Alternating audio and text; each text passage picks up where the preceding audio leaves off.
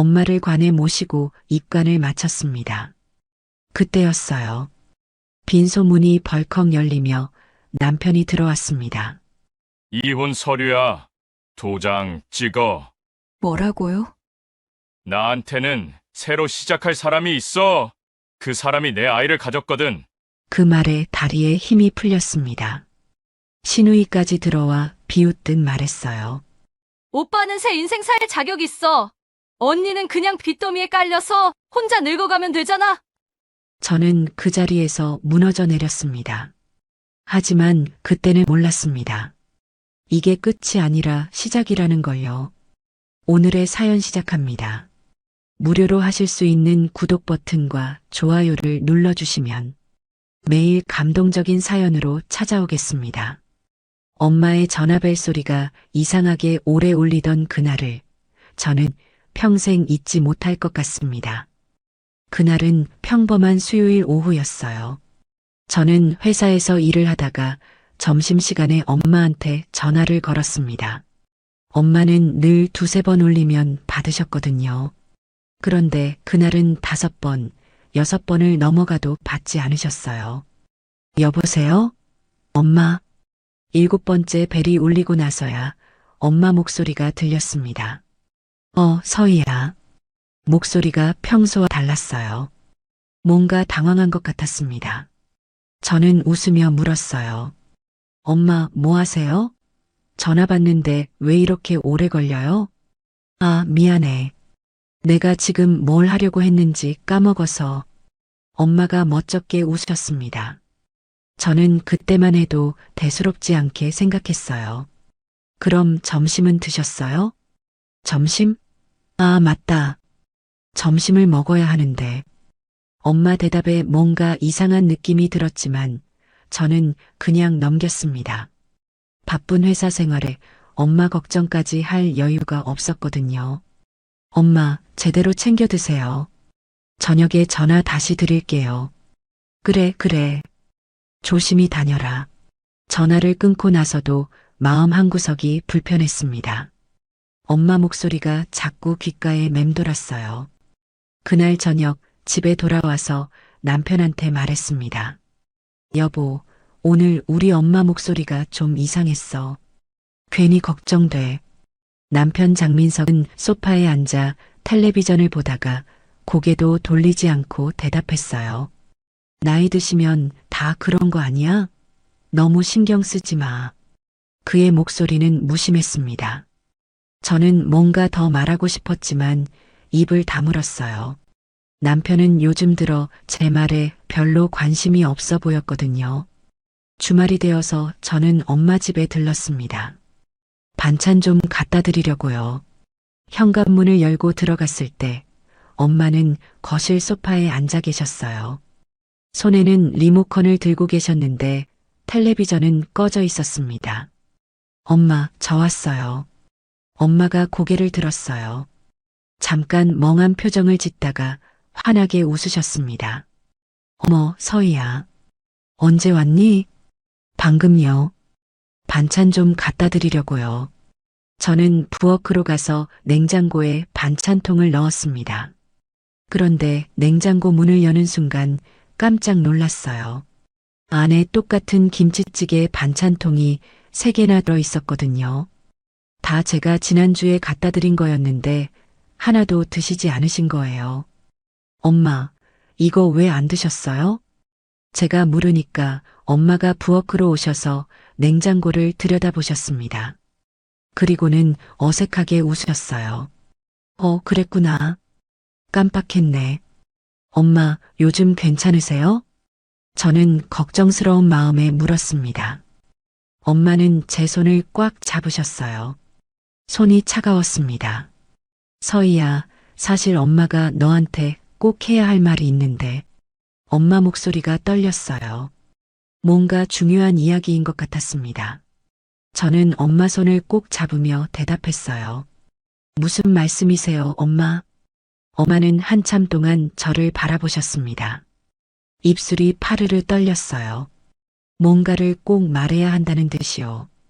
그런데 갑자기 엄마가 이마를 짚으며 고개를 저으셨습니다. 아이고, 생각이 안 나네. 분명히 중요한 건데. 괜찮아요, 엄마. 천천히 생각하세요. 저는 엄마를 안심시켰지만 속으로는 불안했습니다. 엄마가 이런 모습을 보이신 건 처음이었거든요. 우리는 거실로 나와 앉았어요. 엄마는 차를 한 잔 따라주셨습니다. 근데 서희야, 너 요즘 회사 어때? 괜찮아요, 엄마. 바쁘긴 한데 할만해요. 그래. 정서방은? 장서방이요? 네, 잘 지내요. 저는 대충 얼버무렸습니다. 사실 요즘 남편은 늦게 들어오는 날이 많거든요. 하지만 엄마한테 걱정 끼치고 싶지 않았어요. 그런데 엄마가 또 물으셨습니다. 서희야, 너 회사 어때? 저는 깜짝 놀랐어요. 방금 전에 똑같은 질문을 하셨거든요. 엄마 방금 그거 물어보셨잖아요. 그래, 내가. 엄마 얼굴이 당황스러움으로 일그러졌습니다. 저는 가슴이 철렁 내려앉았어요. 뭔가 잘못되고 있다는 걸 그때 느꼈습니다. 엄마, 우리 병원 한번 가볼까요? 아니야, 괜찮아. 그냥 요즘 잠을 못 자서 그래. 엄마는 손사래를 치셨지만 저는 마음이 편치 않았습니다. 그날 집에 돌아와서도 계속 엄마 생각이 났어요. 사흘 후였습니다. 엄마한테서 전화가 왔어요. 새벽 2시였습니다. 여보세요? 엄마. 서희야, 미안한데 지금 올 수 있니? 엄마 목소리가 떨리고 있었어요. 뭔가 불안해하시는 게 느껴졌습니다. 무슨 일이세요? 나도 잘 모르겠어. 그냥 이상해. 머리도 어지럽고. 저는 벌떡 일어났습니다. 옷을 급하게 갈아입고 현관으로 나가려는데 남편이 잠결에 물었어요. 어디가? 엄마가 이상하대요. 다녀올게요. 이 시간에? 내일 가면 안 돼? 남편 목소리에는 짜증이 섞여 있었습니다. 저는 대답도 하지 않고 집을 나섰어요. 차를 몰고 엄마 집까지 가는 30분이 너무 길게 느껴졌습니다. 신호등이 빨간불로 바뀔 때마다 가슴이 쿵쿵 뛰었어요. 엄마 집 앞에 도착해서 급하게 주차하고 뛰어 올라갔습니다. 엄마, 엄마. 현관문을 열고 들어갔을 때 집안은 어두웠어요. 거실 불만 켜져 있었습니다. 엄마는 소파에 비스듬히 기대어 앉아 계셨어요. 얼굴이 창백했습니다. 엄마, 괜찮으세요? 엄마가 천천히 고개를 들었어요. 눈빛이 흐릿했습니다. 서희야, 엄마가 너한테 할 말이 있는데, 꼭 해야 하는데. 무슨 말씀이세요? 저는 엄마 옆에 앉아 손을 잡았습니다. 손이 얼음장처럼 차가웠어요. 생각이 안 나. 자꾸 까먹어. 근데 진짜 중요한 건데. 엄마 눈에 눈물이 맺혔습니다. 뭔가를 꼭 말해야 하는데 기억이 나지 않아서 괴로워하시는 것 같았어요. 저는 엄마를 꼭 안았습니다. 괜찮아요, 엄마. 일단 병원 가요. 네. 엄마는 고개를 끄덕이셨습니다. 저는 119에 전화를 걸었어요. 구급차가 오는 동안 엄마를 부축하고 있었는데 엄마가 계속 중얼거리셨습니다. 중요한 거야. 꼭 말해야 하는데. 곧 구급차가 도착했고 우리는 병원으로 향했습니다. 구급차 안에서도 엄마는 제 손을 놓지 않으셨어요. 응급실에 도착해서 의사 선생님이 엄마를 진찰했습니다. 여러 가지 검사를 받으셔서요. 저는 응급실 밖 의자에 앉아 기다렸습니다. 시계를 보니 새벽 4시였어요. 1시간쯤 지나서 의사 선생님이 나오셨습니다. 보호자 되시나요? 네, 딸입니다. 일단 응급 처치는 했습니다만 정밀 검사가 필요할 것 같습니다. 치매 증상으로 보이는데요. 치매요? 저는 귀를 의심했습니다. 우리 엄마가 치매라니요. 아직 확진은 아닙니다. 하지만 기억력 저하, 인지 기능 저하 증상이 보이고요. 입원해서 정밀 검사를 받아보시는 게 좋겠습니다. 네, 알겠습니다. 저는 고개를 끄덕였지만 머릿속이 하얘졌어요. 엄마를 병실로 옮겼습니다. 침대에 누워 계신 엄마는 너무 작아 보였어요. 엄마, 괜찮으세요? 엄마가 눈을 뜨고 저를 보셨습니다. 서희야, 엄마가 너한테 꼭 할 말이 있어. 또 그 말씀이었습니다. 저는 엄마 손을 꼭 잡았어요. 천천히 말씀하세요, 엄마. 그게 말이야. 엄마는 애를 쓰셨지만 끝내 말을 잇지 못하셨습니다. 그리고 다시 잠이 드셨어요. 저는 병실 의자에 앉아 엄마를 지켜봤습니다. 아침이 되어서 남편한테 전화를 걸었어요. 여보, 엄마가 입원하셨어. 치매 의심이래. 그래? 심각해? 목소리에 걱정은 없었습니다. 그냥 묻는 것뿐이었어요. 정밀 검사 받아봐야 한대. 알았어. 나 오늘 회의 있어서 못 갈 것 같은데. 네, 알았어요. 전화를 끊고 나니 갑자기 외롭다는 생각이 들었습니다. 일주일이 지나고 오후에 원무과에서 연락이 왔어요. 입원비와 검사비 안내였습니다. 직원분이 서류를 건네주며 말씀하셨어요. 일단 이번 주 예상 비용이 이 정도 나올 것 같습니다. 서류를 보는 순간 숨이 막혔습니다. 300만 원이 넘는 금액이었어요. 이렇게 많이 나오나요? 환자분이 중환자실에 계셔서요. 정밀 검사들도 추가로 들어가고요. 저는 떨리는 손으로 서류를 받았습니다. 우리 집은 그렇게 여유가 있는 형편이 아니었거든요. 저도 일을 하긴 하지만 월급쟁이였고 남편도 마찬가지였어요. 저녁 때 병실로 돌아왔을 때 엄마는 깨어 계셨습니다. 저를 보시더니 손짓을 하셨어요. 서희야, 가까이 와봐. 저는 엄마 침대 옆 앉았습니다. 엄마가 너한테 꼭 해야 할 말이 있어. 그게 뭐였더라? 엄마는 또 똑같은 말씀을 하셨습니다. 그리고 생각이 안 난다며 고개를 저으셨어요. 저는 엄마 손을 꼭 잡았습니다. 괜찮아요, 엄마. 천천히 생각나실 거예요. 하지만 속으로는 불안했습니다. 엄마가 하려던 말이 대체 뭘까요? 그리고 병원비는 어떻게 감당해야 할까요? 밤이 되어 집에 돌아왔을 때 남편은 소파에서 맥주를 마시고 있었습니다. 저는 피곤한 몸을 이끌고 옆에 앉았어요. 여보, 병원비가 생각보다 많이 나올 것 같아. 얼마나? 이번 주만 300 넘게. 남편의 표정이 굳었습니다. 그렇게 많이? 우리 여유 없는 거 알잖아. 저도 알아요. 근데 어떡해요, 우리 엄마인데. 그건 그렇지만. 남편은 말끝을 흐렸습니다. 그리고 맥주를 한 모금 마시고는 말했어요. 내 엄마 일은 내가 알아서 해야 할 것 같은데. 그 말에 가슴이 철렁 내려앉았습니다. 알아서 하라니요? 무슨 뜻인지 정확히 알 수 있었어요. 돈은 내가 알아서 구하라는 거였습니다. 저는 아무 말도 하지 못했습니다.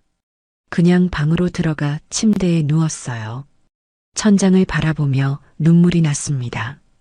엄마는 병원에서 자꾸 똑같은 말을 하시고 남편은 차갑게 돌아섰고 병원비는 감당할 수 없을 만큼 커져가고 있었습니다.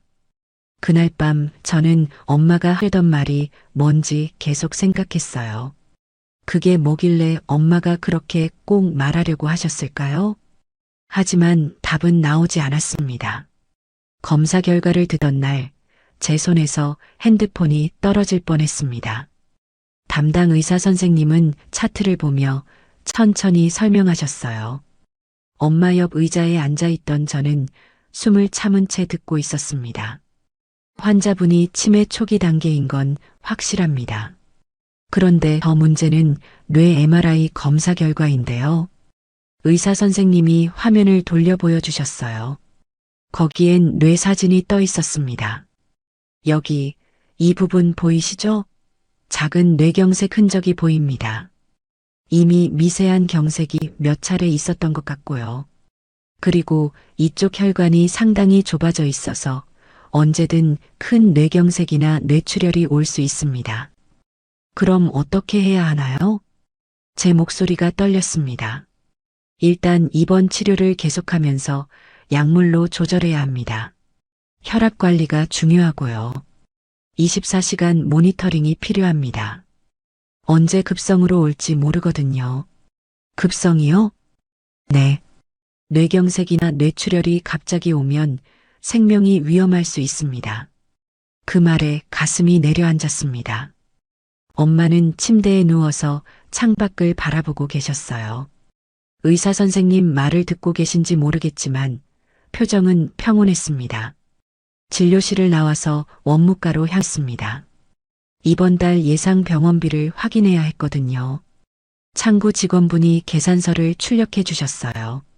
입원비, 검사비, 약값, 그리고 중환자실 사용료까지 합쳐서 이번 달은 대략 560만 원 정도 예상됩니다. 560만 원이요?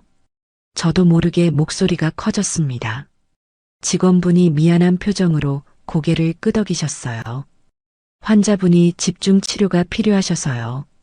거기다 간병인 비용까지 추가하시면 한 달에 700만 원 정도 나올 겁니다. 간병인이요? 네. 24시간 케어가 필요하다고 담당 선생님이 말씀하셨거든요. 저는 그 자리에서 다리에 힘이 풀렸습니다. 한 달에 700만 원이요? 저희 부부 월급을 합쳐도 그 정도밖에 안 되는데요. 병원을 나와 주차장으로 걸어가는데 다리가 떨렸어요. 차에 올라타서 한참을 그냥 앉아 있었습니다. 핸들을 잡은 손에 힘이 들어갔어요. 집에 돌아왔을 때 남편은 아직 퇴근 전이었습니다. 저는 식탁에 앉아 계산기를 두드렸어요. 우리 집 월 수입, 고정 지출, 대출 상환금, 그리고 이번에 추가된 병원비까지요. 어떻게 계산을 해도 답이 나오지 않았습니다. 남편이 들어온 건 밤 9시가 넘어서였어요. 평소보다 늦었습니다. 저는 현관으로 나가 남편을 맞았어요. 여보, 오늘 엄마 검사 결과 나왔어. 그래, 어떻게 나왔는데? 남편은 구두를 벗으며 무심하게 묻습니다. 저는 따라 들어가며 말했어요. 치매 초기에다가 뇌경색 위험도 있대. 24시간 입원 치료 받아야 한대. 심각하네. 남편은 그렇게 짧게 대답하고는 소파에 앉았어요. 넥타이를 풀면서 텔레비전을 켰습니다. 그리고 병원비가 한 달에 700만 원 정도 나올 것 같아. 그 말에 남편 손이 멈췄습니다. 고개를 돌려 저를 봤어요. 700? 네. 간병비까지 합쳐서요. 남편 얼굴이 굳었습니다. 그건 너무 많은 거 아니야? 저도 알아요. 근데 어쩌겠어요. 엄마가 위험하신데. 서희야. 남편이 무거운 목소리로 제 이름을 불렀습니다. 우리 형편 알잖아. 집 대출 상환하는 것도 빠듯한데 거기에 700씩 더 나가면 우리 파산하는 거야. 그럼 어떡해요? 엄마를 그냥 내버려 두라고요? 나는 그런 말 안 했어. 근데 현실적으로 생각해야지. 남편은 한숨을 쉬며 고개를 저었습니다. 내 엄마 일은 내가 알아서 해결해야 할 것 같아. 나는 우리 집 지키는 것만으로도 벅차. 제 귀를 의심했습니다. 알아서 해결하라고요? 여보, 지금 무슨 말을 하는 거예요? 현실적인 얘기를 하는 거야. 너희 엄마 병원비는 내가 감당해. 나는 우리 집 생활비만 책임질게. 남편은 냉정하게 선을 그었습니다. 그리고 자리에서 일어나 방으로 들어가 버렸어요. 저는 거실에 혼자 남겨졌습니다. 그날 밤 잠을 이루지 못했어요. 옆에서 남편은 코를 골며 자고 있었지만 저는 천장만 바라봤습니다. 700만 원을 어떻게 만들어야 할까요? 다음 날 아침 일찍 은행에 갔습니다. 대출 상담을 받으려고요. 상담 직원분이 제 신용 등급과 소득을 확인하더니 말씀하셨어요. 현재 담보대출이 있으시네요. 추가 대출은 2천만 원 정도 가능할 것 같습니다. 2천만 원이요? 네. 더 이상은 어려울 것 같습니다. 2천만 원이면 석 달치 병원비밖에 안 됐어요. 그 다음은 어떻게 하죠? 저는 대출을 받기로 했습니다. 일단 눈앞에 급한 불부터 꺼야 했으니까요. 서류에 도장을 찍는데 손이 떨렸어요. 병원으로 향하는 차 안에서 눈물이 났습니다. 신호 대기 중에 핸들에 이마를 기댔어요. 얼마나 울었는지 모릅니다. 병실에 도착했을 때 엄마는 간병인 아주머니와 함께 계셨어요. 간병인 아주머니는 50대쯤 되어 보였는데 친절해 보였습니다. 보호자분이시죠? 저는 박 간병사입니다. 네, 안녕하세요. 수고 많으십니다. 아이고, 이 정도는 아무것도 아니에요. 어머님이 참 순하세요. 간병인 아주머니가 웃으며 말했습니다. 저는 엄마 옆에 앉았어요. 엄마, 괜찮으세요? 엄마가 저를 보고 미소 지으셨습니다. 서희야, 왔니? 네, 엄마. 엄마가 제 손을 잡으셨어요. 손이 여전히 차가웠습니다. 엄마가 너한테 할 말이 있는데 뭐였더라? 또 그 말씀이었습니다. 엄마는 자꾸 그 말을 하셨지만 끝내 생각을 해내지 못하셨어요. 저는 엄마 손을 꼭 잡으며 말했습니다. 괜찮아요, 엄마. 천천히 생각하세요. 그날부터 저는 회사와 병원을 오가는 생활이 시작됐습니다. 아침에 출근하기 전에 병원에 들러 엄마 얼굴을 보고 퇴근 후에는 저녁 내내 병원에 있다가 밤늦게 집에 돌아왔어요. 일주일쯤 지났을 때 회사에서 팀장님이 저를 불렀습니다. 서희 씨, 요즘 많이 힘들어 보여요. 죄송합니다. 어머니가 입원하셔서요. 알아요. 그래도 업무에 지장이 가면 안 되잖아요. 이번 프로젝트 마감이 다음 주인데 진척이 좀 느린 것 같아서요. 제가 더 노력하겠습니다. 저는 고개를 숙였습니다. 팀장님은 한숨을 쉬며 말씀하셨어요. 힘든 거 이해합니다. 근데 회사도 이해해줘야죠. 사무실로 돌아와 책상에 앉았는데 눈물이 났어요. 화장실로 가서 세면대에 찬물을 끼얹었습니다. 거울 속 제 얼굴은 창백하고 핏기가 없었어요. 그날 저녁 병원에 갔을 때 간병인 아주머니가 말씀하셨어요. 보호자님, 오늘 어머님이 계속 보호자님 찾으셨어요. 손 잡아달라고요. 제가 낮에 못 와서 그래요. 죄송해요. 아니에요. 어쩔 수 없잖아요. 근데 보호자님, 얼굴이 안 좋으신데 괜찮으세요? 괜찮아요. 감사합니다. 저는 억지로 웃었습니다. 엄마 옆에 앉아서 손을 잡았어요. 엄마는 잠들어 계셨습니다. 밤 10시쯤 집에 들어갔는데 남편은 없었어요. 또 외박인가 싶어서 전화를 걸었습니다. 여보, 어디야? 회사 야근 중이야. 오늘 못 들어갈 것 같아. 그래, 알았어.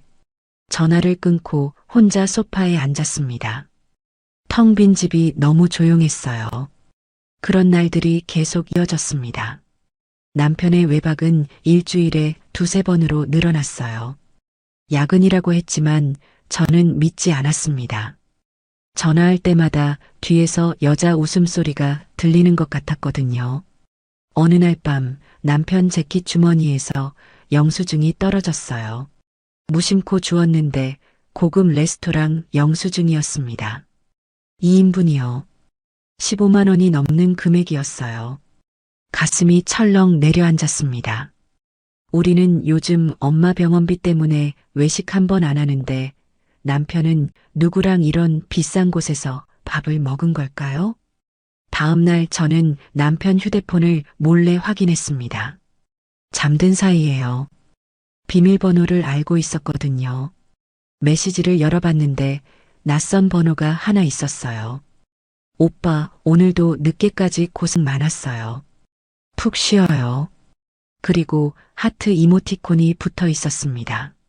손이 떨렸습니다. 더 위로 올려봤어요. 며칠 전 대화였습니다. 오빠 회사 일 많이 힘들지?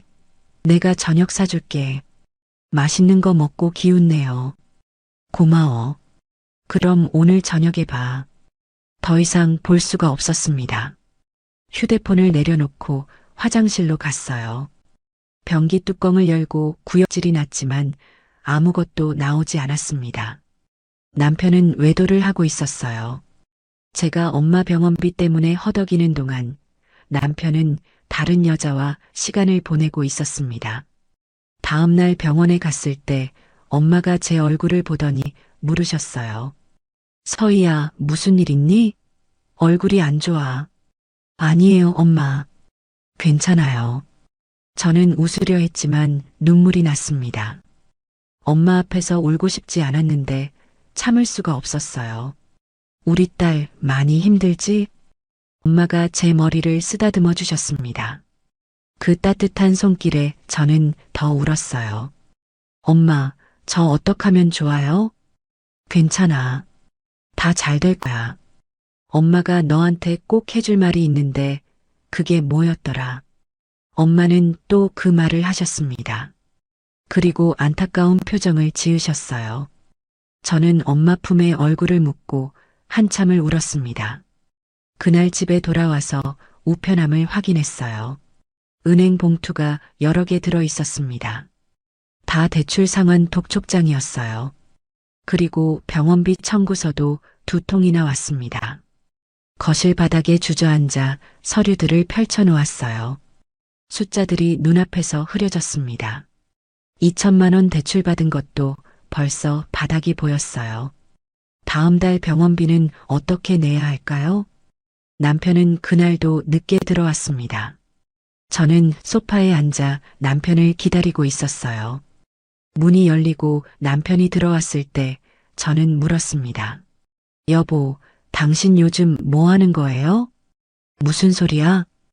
당신 다른 여자 만나고 있잖아요. 남편 얼굴이 굳었습니다.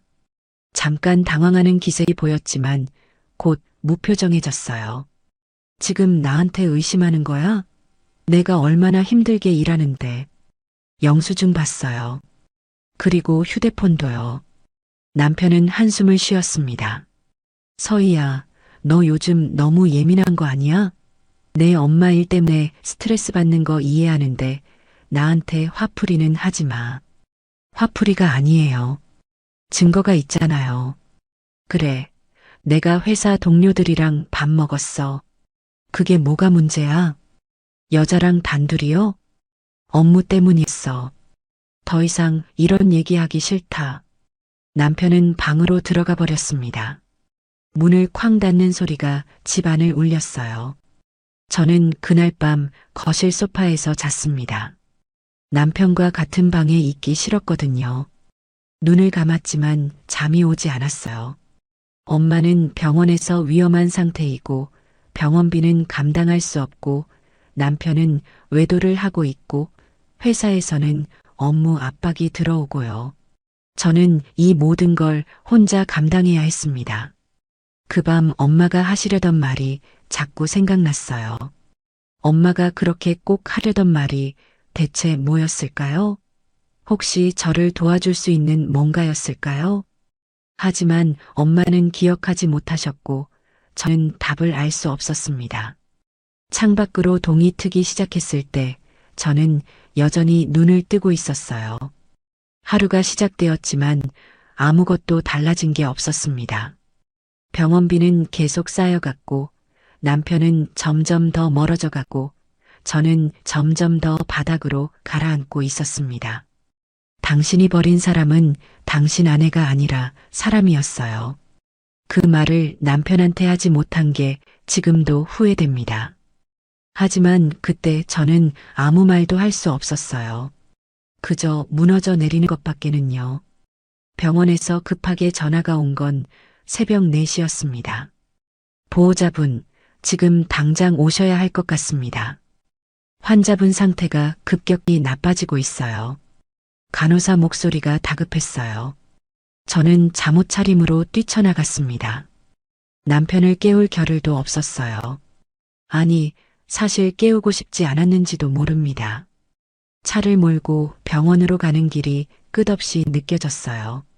신호등 다 멈출 때마다 가슴이 터질 것 같았습니다. 제발, 제발 엄마가 괜찮기를 기도했어요. 병원에 도착해서 중환자실로 뛰어 올라갔습니다. 간호사들이 분주하게 움직이고 있었어요. 담당 의사 선생님이 제게 다가왔습니다. 급성 뇌경색이 왔습니다. 지금 응급 처치 중인데 상태가 좋지 않습니다. 엄마를 만날 수 있나요? 지금은 안 됩니다. 잠시만 기다려 주세요. 저는 중환자실 밖 의자에 주저앉았어요. 손이 덜덜 떨렸습니다. 휴대폰을 꺼내 남편한테 전화를 걸었지만 받지 않았어요. 2번, 3번 걸었지만 계속 신호만 갔습니다. 1시간쯤 지났을까요? 의사 선생님이 나오셨어요. 표정이 어두웠습니다. 최선을 다했습니다만 뇌출혈 범위가 너무 넓습니다. 피가 너무 많이 고여 있어요. 지금 의식이 거의 없는 상태고요. 마지막 인사를 하시는 게 좋을 것 같습니다. 마지막 인사요? 제 목소리가 떨렸습니다. 의사 선생님은 고개를 끄덕이셨어요. 죄송합니다. 저는 중환자실 안으로 들어갔습니다. 엄마는 침대에 누워 계셨어요. 온몸에 관이 연결되어 있었고 기계 소리만 규칙적으로 들렸습니다. 엄마. 제가 부르자 엄마의 눈꺼풀이 아주 조금 떨렸어요. 저는 엄마 손을 꼭 잡았습니다. 손이 차갑게 식어가고 있었어요. 엄마, 저예요. 서희예요. 엄마 입술이 미세하게 움직였습니다. 뭔가 말하려는 것 같았어요.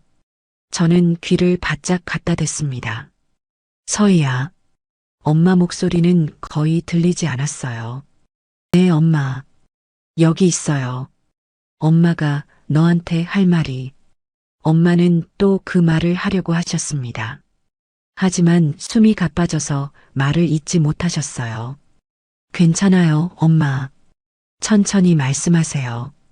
중요한 거야, 꼭. 엄마 손에 힘이 들어갔다가 스르르 풀렸습니다. 기계 소리가 길게 울렸어요. 의사와 간호사들이 급하게 들어왔습니다. 보호자분, 나가주세요. 저는 밖으로 밀려났습니다. 중환자실 문이 닫히고 안에서는 응급처치 소리가 들렸어요. 저는 바닥에 주저앉아 기도했습니다. 제발, 제발이요. 하지만 기도는 소용이 없었습니다. 30분 후 의사 선생님이 나오셨어요. 고개를 저으시는 모습에 저는 모든 걸 알았습니다. 최선을 다했습니다. 유가족분께 깊은 조의를 표합니다. 그 순간 세상이 무너지는 것 같았어요. 우리 엄마가 돌아가셨다니요. 저는 중환자실 안으로 들어가 엄마 옆에 섰습니다. 엄마는 평화로운 얼굴로 누워 계셨어요. 마치 잠든 것처럼요. 엄마 할 말이 뭐였어요? 저한테 뭐라고 하려고 했어요? 저는 엄마 손을 잡고 울었습니다. 엄마는 대답하지 않으셨어요. 영원히 말할 수 없게 되어버렸습니다. 병원 밖으로 나왔을 때 해가 떠오르고 있었어요. 세상은 여전히 돌아가고 있었지만 제 세상은 멈춰버린 것 같았습니다. 남편한테 다시 전화를 걸었어요. 이번엔 받았습니다. 왜 이렇게 전화를 많이 해? 짜증 섞인 목소리였어요. 저는 떨리는 목소리로 말했습니다. 엄마 돌아가셨어. 전화 너머로 잠깐 침묵이 흘렀습니다. 그래, 알았어. 나 회사 가야 해서 나중에 전화할게. 여보, 지금 엄마가 돌아가셨다고. 알았다니까. 장례식은 언제 하는데? 저는 더 이상 말할 수 없었습니다. 전화를 끊고 주차장 한 구석에서 한참을 울었어요. 장례식장은 엄마 집 근처에 있는 곳으로 정했습니다. 장례 절차를 밟는 동안 정신이 하나도 없었어요. 서류에 도장을 찍고 관을 고르고 수의를 선택하는 모든 게 마치 꿈 같았습니다. 장례식장 직원분이 말씀하셨어요. 기본으로 하시면 400만 원 정도 나옵니다. 400만 원이요? 네.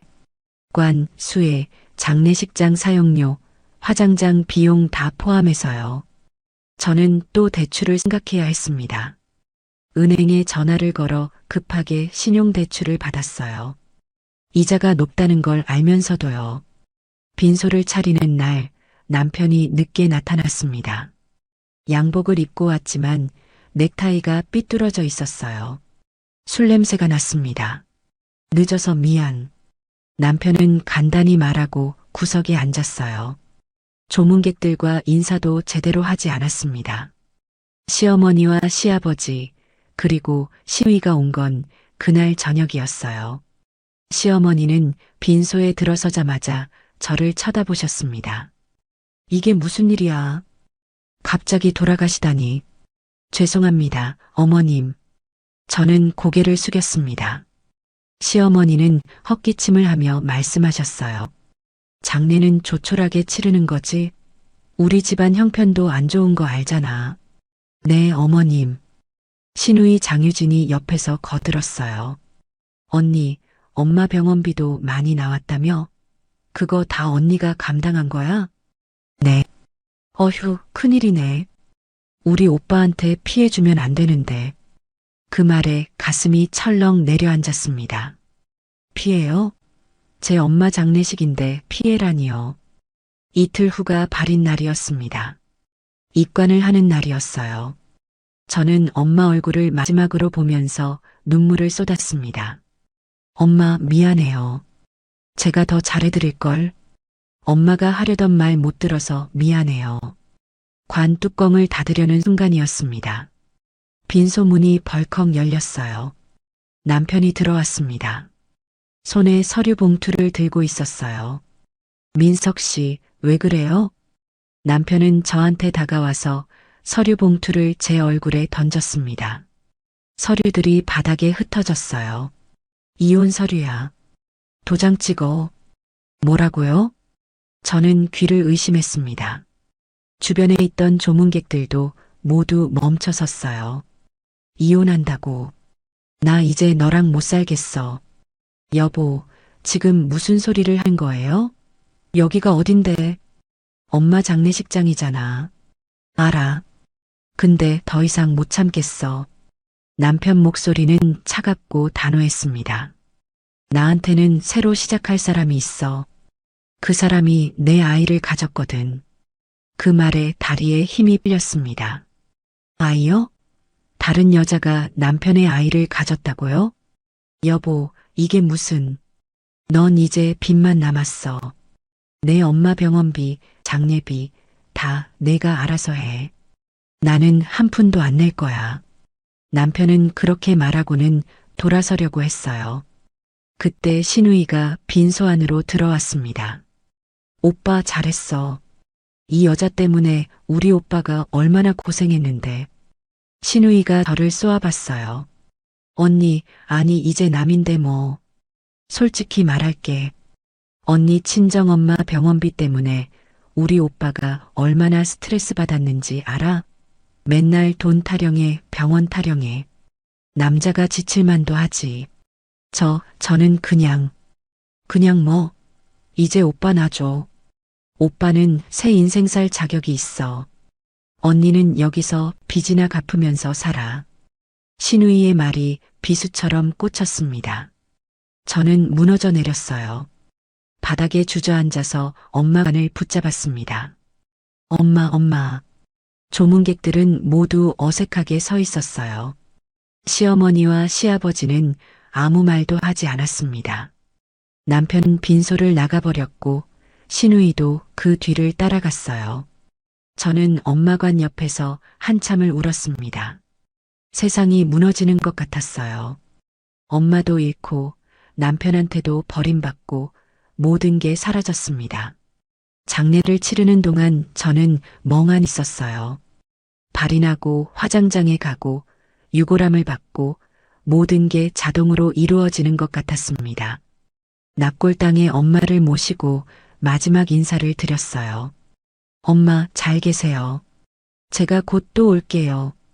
하지만 발걸음이 떨어지지 않았습니다. 엄마를 여기 두고 가야 한다는 게 믿기지 않았어요. 장례식이 끝나고 일주일 후 이혼 조정이 있었습니다. 법원에서 조정위원님 앞에 남편과 마주 앉았어요. 남편은 저를 쳐다보지도 않았습니다. 재산 분할은 어떻게 하실 건가요? 조정위원님이 물었습니다. 남편이 먼저 입을 열었어요. 저희 집은 제 명의고요. 차도 제 명의입니다. 부채는 각자 부담하는 걸로 하겠습니다. 부인 측 의견은요? 저는 고개를 끄덕였습니다. 네, 그렇게 하겠습니다. 사실 따질 힘도 없었어요. 그냥 빨리 끝내고 싶었습니다. 그럼 합의 이혼으로 진행하겠습니다. 서류에 서명해 주세요. 저는 떨리는 손으로 서류에 도장을 찍었습니다. 남편도 도장을 찍었어요. 그렇게 7년의 결혼 생활이 끝났습니다. 법원을 나오는데 다리에 힘이 없었어요. 주차장까지 걸어가는 게 너무 힘들었습니다. 차에 올라타서 한참을 그냥 앉아 있었어요. 이제 저한테 남은 게 뭐가 있을까요? 엄마도 없고 남편도 없고 집도 없어요. 남은 건 병원비 빚, 장례비 빚, 신용대출 빚뿐이었습니다. 휴대폰에 문자가 왔어요. 은행에서 온 대출 상환 안내였습니다. 다음 달부터 매달 150만 원씩 갚아야 한다는 내용이었어요. 저는 핸들에 이 말을 기댔습니다. 눈물이 났지만 이미 눈물도 말라버린 것 같았어요. 엄마가 하려던 말이 자꾸 생각났습니다. 엄마는 저한테 뭐라고 하려던 걸까요? 혹시 이런 상황을 대비해서 뭔가 준비해 두신 걸까요? 하지만 알 수 없었습니다. 엄마는 이미 이 세상에 안 계시고 그 말은 영원히 비밀이 되어버렸으니까요. 저는 차 시동을 걸었습니다. 어디로 가야 할지 몰랐지만 일단 차를 움직였어요. 집은 이제 제 집이 아니었습니다. 남편이 나가라고 했거든요. 저는 고시원을 알아봤습니다. 한 달에 40만 원짜리 작은 방이었어요. 창문도 제대로 없는 곳이었지만 선택의 여지가 없었습니다. 짐을 싸서 고시원으로 들어가는 날, 엄마 유품 상자도 함께 가져왔어요. 나중에 정리하려고요. 고시원 방에 들어가서 짐을 내려놓았습니다. 좁은 방에 침대 하나, 책상 하나가 전부였어요. 창밖으로 보인 건 다른 건물 벽뿐이었습니다. 저는 침대에 누워 천장을 바라봤습니다. 형광등 불빛이 너무 밝았어요. 눈을 감았지만 잠이 오지 않았습니다. 엄마, 저 이제 어떻게 해요? 대답은 없었습니다. 엄마는 이제 안 계시니까요. 그날 밤 저는 처음으로 생각했습니다. 이렇게 사는 게 의미가 있을까? 모든 걸 포기하고 싶다는 생각이 들었어요. 하지만 다음날 아침이 왔습니다. 해는 어김없이 떴고 저는 일어나야 했어요. 회사에 가야 해 이혼 조정이 있었습니다. 법원에서 조정위원님 앞에 남편과 마주 앉았어요. 남편은 저를 쳐다보지도 않았습니다. 재산 분할은 어떻게 하실 건가요? 조정위원님이 물었습니다. 남편이 먼저 입을 열었어요. 저희 집은 제 명의고요. 차도 제 명의입니다. 부채는 각자 부담하는 걸로 하겠습니다. 부인 측 의견은요? 저는 고개를 끄덕였습니다. 네, 그렇게 하겠습니다. 사실 따질 힘도 없었어요. 그냥 빨리 끝내고 싶었습니다. 그럼 합의 이혼으로 진행하겠습니다. 서류에 서명해 주세요. 저는 떨리는 손으로 서류에 도장을 찍었습니다. 남편도 도장을 찍었어요. 그렇게 7년의 결혼 생활이 끝났습니다. 법원을 나오는데 다리에 힘이 없었어요. 주차장까지 걸어가는 게 너무 힘들었습니다. 차에 올라타서 한참을 그냥 앉아 있었어요. 이제 저한테 남은 게 뭐가 있을까요? 엄마도 없고 남편도 없고 집도 없어요. 남은 건 병원비 빚, 장례비 빚, 신용대출 빚뿐이었습니다. 휴대폰에 문자가 왔어요. 은행에서 온 대출 상환 안내였습니다. 다음 달부터 매달 150만 원씩 갚아야 한다는 내용이었어요. 저는 핸들에 이 말을 기댔습니다. 눈물이 났지만 이미 눈물도 말라버린 것 같았어요. 엄마가 하려던 말이 자꾸 생각났습니다. 엄마는 저한테 뭐라고 하려던 걸까요? 혹시 이런 상황을 대비해서 뭔가 준비해 두신 걸까요? 하지만 알 수 없었습니다. 엄마는 이미 이 세상에 안 계시고 그 말은 영원히 비밀이 되어버렸으니까요. 저는 차 시동을 걸었습니다. 어디로 가야 할지 몰랐지만 일단 차를 움직였어요. 엄마 집 열쇠를 돌리는 순간 녹슨 냄새가 났습니다. 이혼 조정을 마치고 남편이 살던 집에서 짐을 챙겨 나왔어요. 갈 곳이 없었습니다. 고시원도 알아봤지만 보증금조차 부담스러웠어요. 결국 엄마 집으로 향했습니다. 한 달 넘게 비어있던 집이었어요. 현관문을 여는데 손이 떨렸습니다. 문이 열리고 어두운 현관이 보였어요. 전등 스위치를 눌렀지만 불이 켜지지 않았습니다. 아, 전기가 끊겼구나. 엄마가 입원하신 후로 관리비를 내지 못했거든요. 저는 휴대폰 손전등을 켜고 안으로 들어갔습니다. 집안은 먼지 냄새와 곰팡이 냄새가 뒤섞여 있었어요. 창문을 열자 햇빛이 들어왔습니다. 거실은 엄마가 계실 때 그대로였어요. 소파에는 엄마가 덮으시던 담요가 그대로 놓여 있었습니다. 엄마. 저도 모르게 엄마를 불렀습니다. 하지만 대답은 없었어요. 이 집에는 이제 아무도 없었습니다. 짐을 거실에 내려놓고 우편함을 확인했어요. 우편함은 터질 듯이 꽉 차 있었습니다. 우편물을 꺼내서 거실 바닥에 쏟아 놓았어요. 관리비 독촉장, 전기요금 독촉장, 가스요금 독촉장, 그리고 은행에서 온 대출 상환 안내문들이었습니다. 빨간 글씨로 최종 경고라고 쓰여 있는 것들이 수두룩했어요. 하나하나 펼쳐보니 숨이 막혔습니다. 밀린 관리비만 60만 원, 전기요금 30만 원, 가스요금 20만 원이었어요. 거기다 제 대출 상환금까지 합치면 한 달에 200만 원 넘게 나가야 했습니다. 저는 바닥에 주저앉았어요. 서류들이 사방에 흩어져 있었습니다. 어떻게 이 돈을 다 갚아야 할까요? 휴대폰을 꺼내 은행 잔고를 확인했습니다.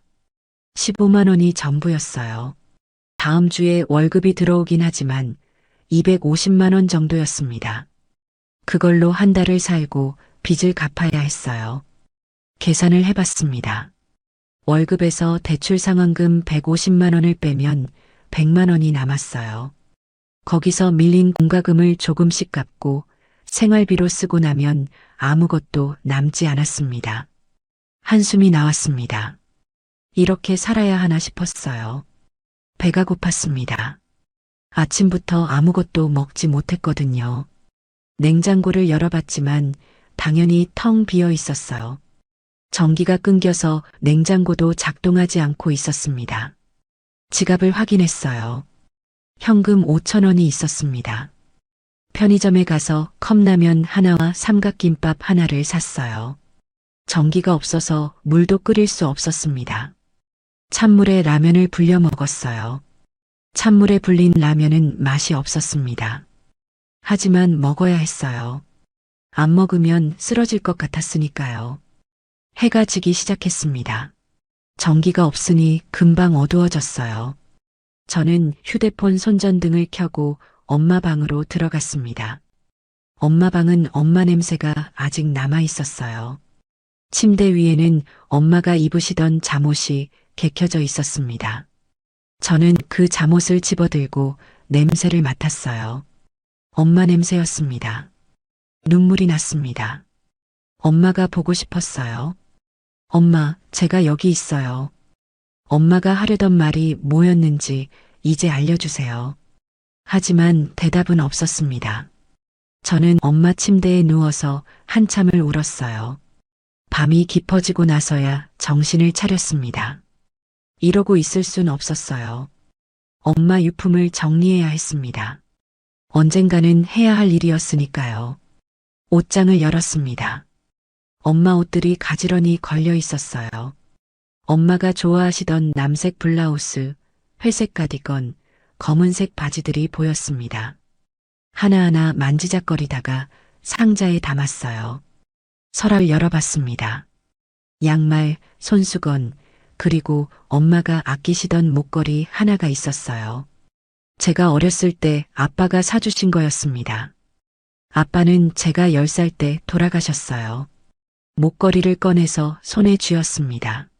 엄마는 이 목걸이를 정말 소중히 여기셨어요. 명절이나 특별한 날에만 하셨거든요. 옷장 아래쪽을 정리하던 중이었습니다. 구석에 뭔가 단단한 게 손에 잡혔어요. 꺼내보니 오래된 금속 상자였습니다. 먼지가 잔뜩 쌓여 있었어요. 이게 뭐지? 상자를 들고 거실로 나왔습니다. 휴대폰 손전등을 비춰서 자세히 봤어요. 금속 서류함이었습니다.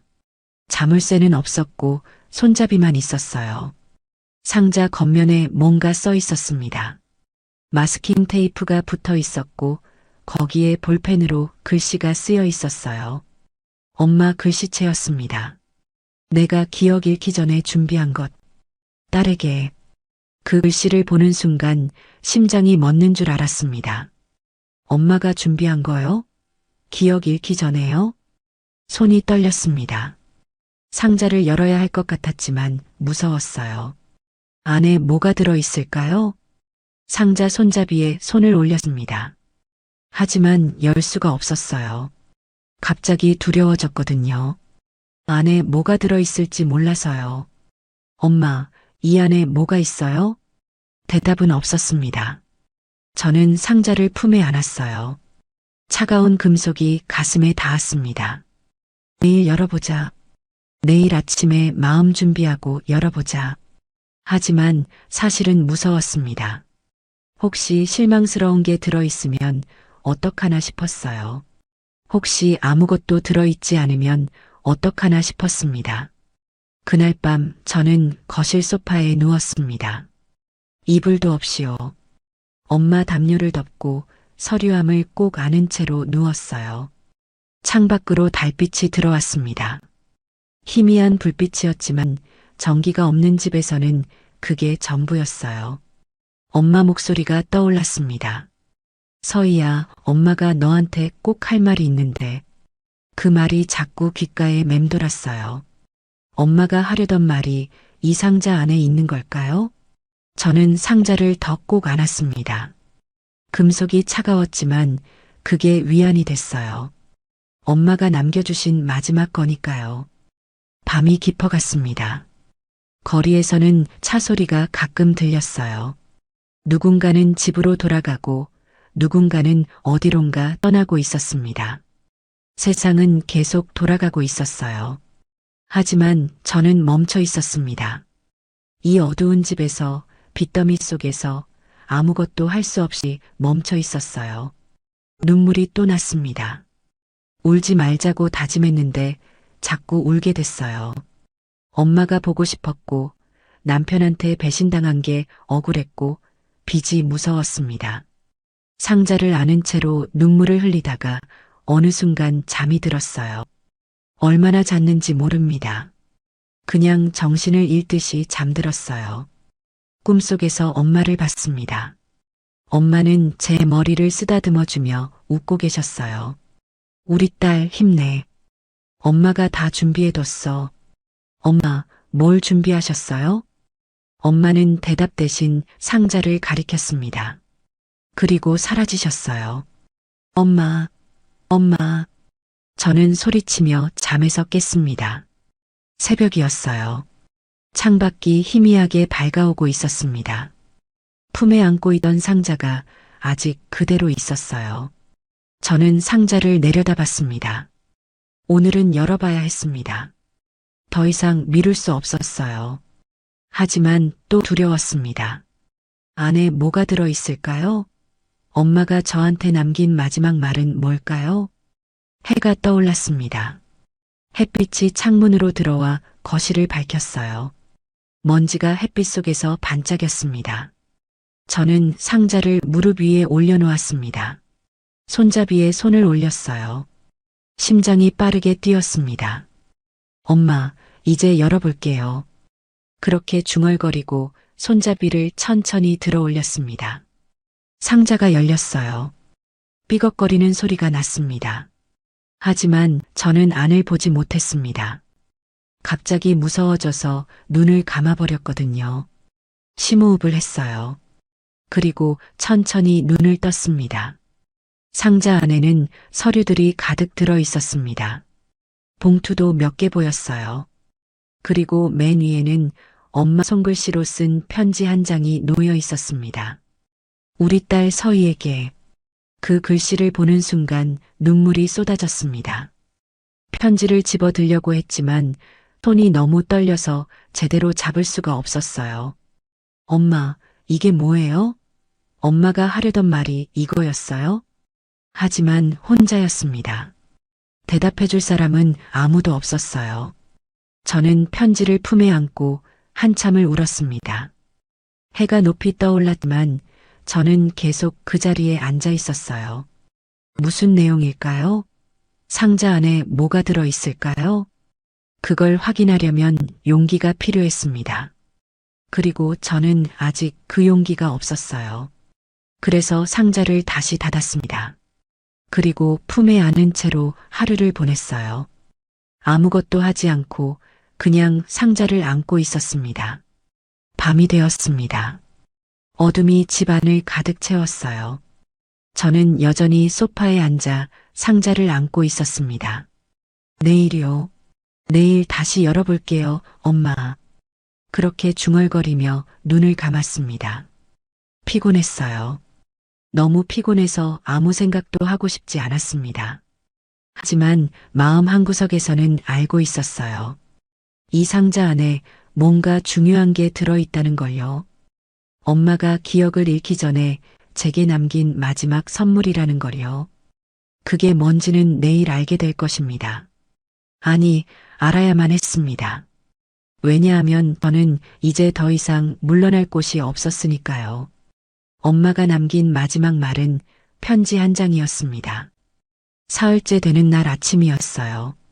저는 더 이상 미룰 수 없다는 걸 알았습니다. 상자를 열어야 했어요. 햇빛이 들어오는 거실에 앉아서 상자를 무릎 위에 올려놓았습니다.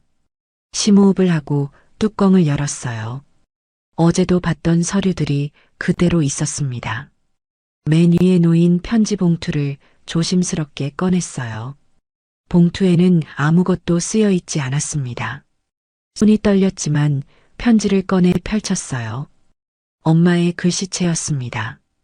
약간 삐뚤삐뚤했지만 또박또박 쓰여 있었어요. 우리 딸 서희에게. 엄마가 이 편지를 쓰는 지금 머리가 점점 이상해지고 있어. 자꾸 깜빡깜빡하고 방금 한 말도 기억이 안 나더라. 병원에 가봤더니 선생님이 치매 초기래. 앞으로 더 심해질 거라고 하셨어. 그래서 엄마가 정신이 온전할 때 이것들을 준비해뒀단다. 나중에 내가 말을 못하게 되면 너한테 이걸 전해주지 못할까봐 무서웠거든. 서희야, 엄마가 너한테 미안해. 평생 고생만 시켰지. 시집 보내고도 마음이 편치 않았어. 내 남편이 너한테 잘해줄까, 시댁에서 너를 함부로 대하지 않을까 걱정이었단다. 그래서 엄마가 가진 거라도 너한테 남겨주고 싶었어. 이 상자 안에 있는 서류들을 잘 보거라. 그리고 이도현 변호사님한테 연락해. 명함도 같이 넣어뒀어. 엄마는 내가 행복했으면 좋겠어. 엄마 때문에 힘들어하지 말고 내 인생을 살았으면 좋겠다. 엄마가 많이 사랑한다. 우리 딸. 편지를 읽는 동안 눈물이 멈추지 않았습니다. 글씨가 흐려져서 제대로 볼 수가 없었어요. 손으로 눈물을 닦고 다시 읽었습니다. 엄마가 치매를 앓았을 때 이걸 준비하셨구나. 정신이 온전할 때 제게 남겨주려고요. 상자 안을 다시 들여다봤습니다. 두꺼운 서류 봉투들이 여러 개 있었어요. 하나씩 꺼내서 펼쳐봤습니다. 첫 번째 봉투에는 부동산 등기부등본이 들어 있었어요. 강남구 논현동 상가 건물. 명의자는 한서희였습니다. 제 이름이요. 잠깐, 이게 뭐지? 두 번째 봉투를 열었습니다. 또 부동산 등기부등본이었어요. 경기도 성남시 토지. 명의자 역시 한서희였습니다. 세 번째, 네 번째, 다섯 번째 봉투를 계속 열었어요. 전부 부동산 서류였고 전부 제 명의였습니다.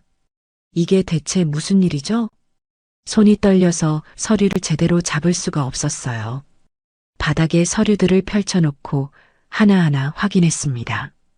상가 건물 2채, 토지 3필지, 아파트 1채, 전부 제 명의로 되어 있었어요. 명예 이전 날짜는 1년 전이었습니다. 엄마가 병원에 입원하시기 6개월 전이었어요. 엄마가 이걸 다 제 명의로 바꿔놓으셨다고요? 상자 밑바닥에는 통장도 있었습니다. 은행 통장 3개였어요. 펼쳐보니 제 명의로 되어 있었습니다. 잔액을 확인했어요. 첫 번째 통장에는 2억 3천만 원, 두 번째 통장에는 5천만 원, 세 번째 통장에는 7천만 원이 들어 있었습니다. 다리에 힘이 풀렸습니다. 바닥에 주저앉아 통장을 들여다봤어요. 이게 진짜일까요? 꿈을 꾸고 있는 건 아닐까요? 볼을 꼬집어 봤습니다. 아팠어요. 꿈이 아니었습니다. 상자 안에 명함이 하나 더 있었어요. 이도현 변호사 명함이었습니다. 뒷면에 엄마 글씨로 쓰여 있었어요. 이분이 다 알고 계셔.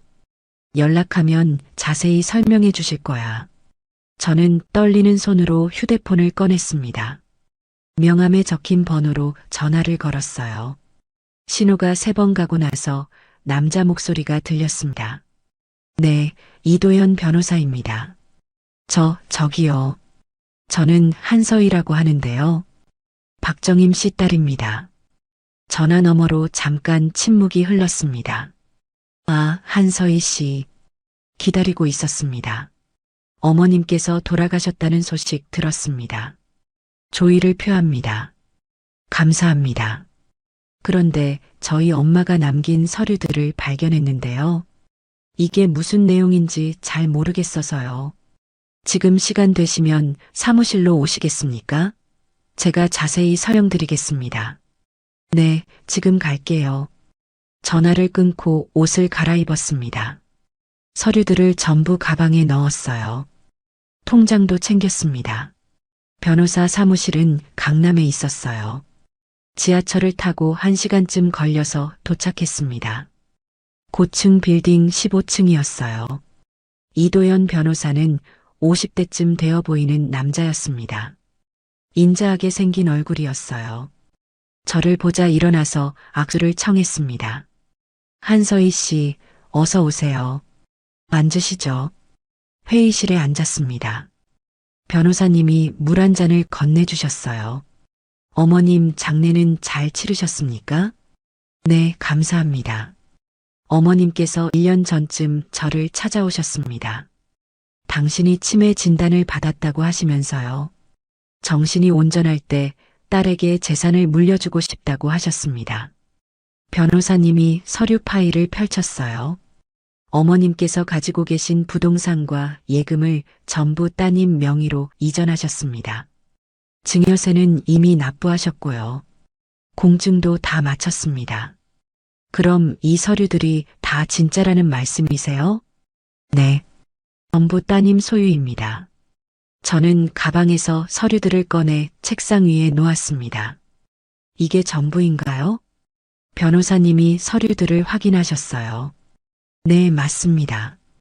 강남 논현동 상가 건물 2채, 성남시 토지 3필지, 그리고 일산 아파트 1채입니다. 예금은 총 3억 5천만 원이고요. 3억 5천만 원이요? 제 목소리가 떨렸습니다. 네. 그리고 부동산까지 합치면 총 시가로 약 50억 원 정도 됩니다. 50억 원이요? 숨이 막혔습니다. 50억이라니요. 저는 빚에 허덕이고 있었는데 엄마는 50억을 제 명의로 남겨두셨다고요? 어머님께서 평생 모으신 재산입니다. 돌아가신 남편분, 그러니까 따님 아버님께서 부동산 사업을 하셨었죠. 그때 모은 재산을 어머님이 잘 관리하셨습니다.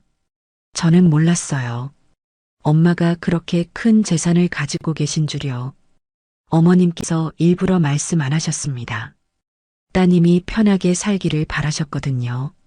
재산 때문에 주변 사람들이 딸을 이용할까봐 걱정하셨대요. 그 말을 듣는 순간 눈물이 쏟아졌습니다. 엄마가 저를 그렇게 생각하셨구나. 저를 지켜주시려고 비밀로 하신 거구나. 그리고 어머님께서 당부하셨습니다. 딸이 힘들 때 이 재산으로 새 출발을 하라고요. 엄마 걱정하지 말고 행복하게 살라고요. 변호사님도 눈시울이 붉어지셨어요. 어머님이 정말 따님을 사랑하셨습니다.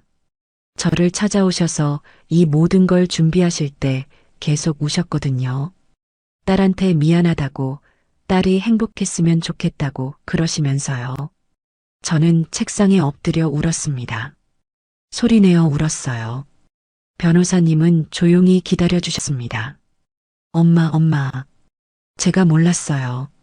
제가 진짜 몰랐어요. 한참을 울고 나서야 고개를 들었습니다. 변호사님이 휴지를 건네주셨어요. 천천히 정리하시면 됩니다. 급하게 처분하실 필요 없으세요. 일단 마음을 추스르시고요. 감사합니다. 그리고 이것도 드려야겠네요. 변호사님이 봉투 하나를 꺼내셨어요. 어머님께서 따님한테 전해달라고 하신 유언장입니다. 봉투를 받아 열었습니다. 안에는 편지지가 한 장 들어 있었어요. 엄마 글씨였습니다. 서희야, 내가 이 편지를 읽고 있다면 엄마는 아마 세상에 없을 거야. 미안해, 우리 딸. 곁에 더 있어주지 못해서. 엄마가 너한테 해주고 싶었던 말은 이거야. 엄마가 가진 재산을 다 너한테 남긴다는 거. 그걸 가지고 내 인생을 살아. 누구한테도 기대지 말고 내가 하고 싶은 거 하면서 살아. 엄마는 내가 착하고 순한 게 걱정이었어. 다른 사람들이 너를 이용할까 봐. 그래서 이 재산 얘기를 안 했던 거야. 내가 스스로 힘을 가질 때까지 기다리려고 했는데 엄마 머리가 이상해져서 그러지 못했구나. 서희야, 이제 너는 혼자가 아니야. 엄마가 남긴 이 재산으로 내가 하고 싶었던 거 다 해봐. 공부하고 싶으면 공부하고 사업하고 싶으면 사업해. 엄마는 내가 뭘 하든 응원할 거야. 엄마 걱정하지 마. 엄마는 내 아빠 곁으로 갔어. 이제 편하게 쉬고 있을 거야. 우리 딸 행복해라. 그게 엄마가 바라는 전부야. 사랑한다, 서희야.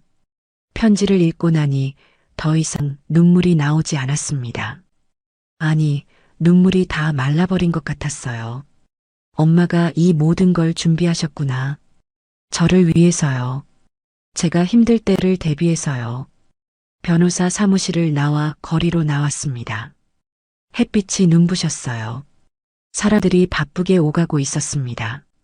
저는 그 자리에 멈춰서서 하늘을 올려다봤어요. 구름 한 점 없는 맑은 하늘이었습니다. 엄마 고마워요. 정말 고마워요. 가슴 속에서 뭔가 차오르는 게 느껴졌습니다. 절망이 아니었어요. 희망이었습니다. 사흘 전까지만 해도 저는 빚더미에 깔려서 앞이 보이지 않았어요. 전기도 끊긴 집에서 찬물 라면을 먹으며 울고 있었습니다. 하지만 지금은 달랐어요. 엄마가 남겨주신 재산이 있었습니다. 50억이라는 돈이 있었어요. 그걸로 뭘 할 수 있을까요? 빚을 갚는 건 당연하고요.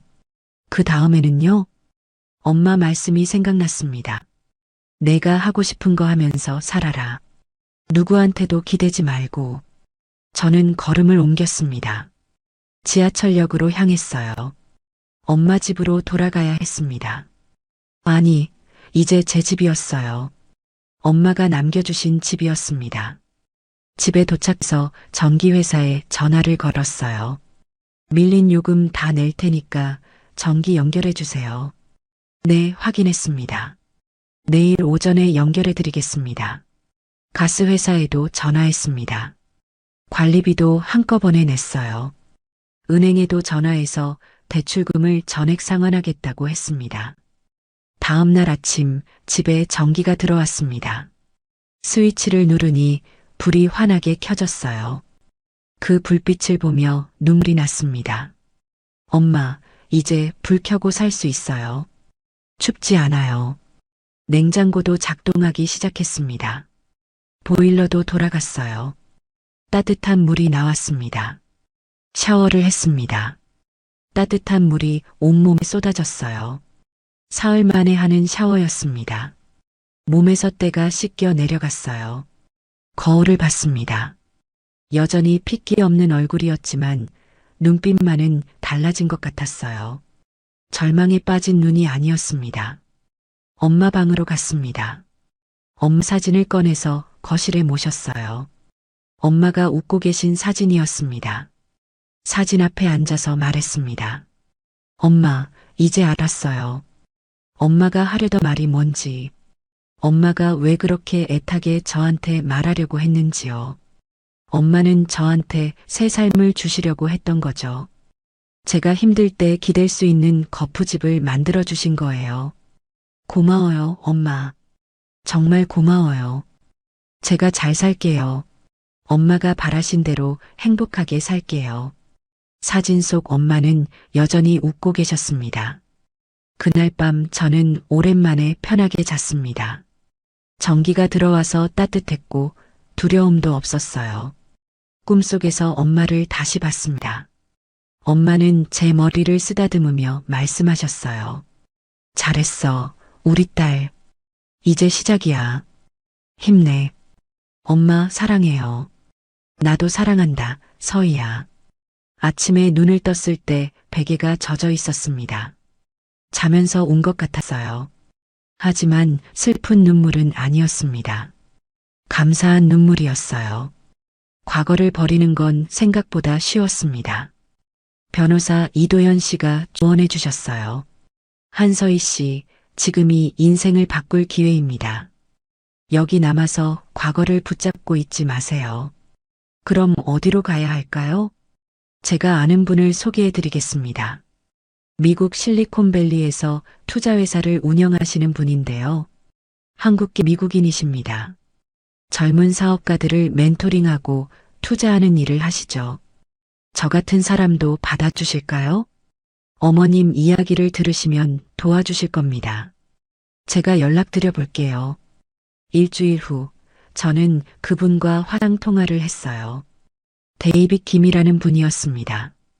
50대쯤 되어 보였어요. 한서희 씨, 이도현 변호사님한테 이야기 들었습니다. 어머님 일도요. 조의를 표합니다. 감사합니다. 다시 시작하고 싶으시다고요? 네, 새로운 삶을 살고 싶습니다. 데이빗 김 씨가 고개를 끄덕였어요. 좋습니다. 일단 미국으로 오세요. 제 밑에서 일하면서 사업을 배워보세요. 그러다가 좋은 아이템이 생기면 제가 투자하겠습니다. 정말요? 네. 어머님이 딸을 위해 준비하신 마음이 저한테도 느껴지더군요. 저도 딸이 있거든요. 그렇게 제 새 인생이 시작됐습니다. 석 달 후 저는 샌프란시스코에 도착했어요. 공항에서 데이빗 김 씨가 마중 나와 계셨습니다. 서희 씨 환영합니다. 새 출발이네요. 감사합니다. 차를 타고 회사로 가는 길, 창밖으로 낯선 풍경이 펼쳐졌어요. 높은 건물들, 바쁘게 걷는 사람들, 영어 간판들이었습니다. 제 새로운 인생이 시작되는 곳이었어요. 처음 한 달은 정말 힘들었습니다. 영어가 서툴렀거든요. 회의 시간에 사람들이 무슨 말을 하는지 절반도 알았지 못했어요. 어느 날 데이빗 김 씨가 물으셨습니다. 서희 씨, 오늘 회의 내용 이해했어요? 솔직히 잘 못 알아들었습니다. 그럼 녹음해서 집에서 다시 들어보세요. 모르는 단어는 찾아보고요. 그렇게 하루하루 늘어가는 겁니다. 저는 그날부터 회의를 녹음했어요. 집에 돌아와서 한 문장씩 듣고 또 들었습니다. 사전을 찾아가며 공부했어요. 밤 12시까지 책상에 앉아 있었습니다. 3달쯤 지나니 조금씩 들리기 시작했어요. 6달쯤 지나자 회의에서 제 의견을 말할 수 있었습니다. 처음으로 제 아이디어를 발표한 날이 기억나요.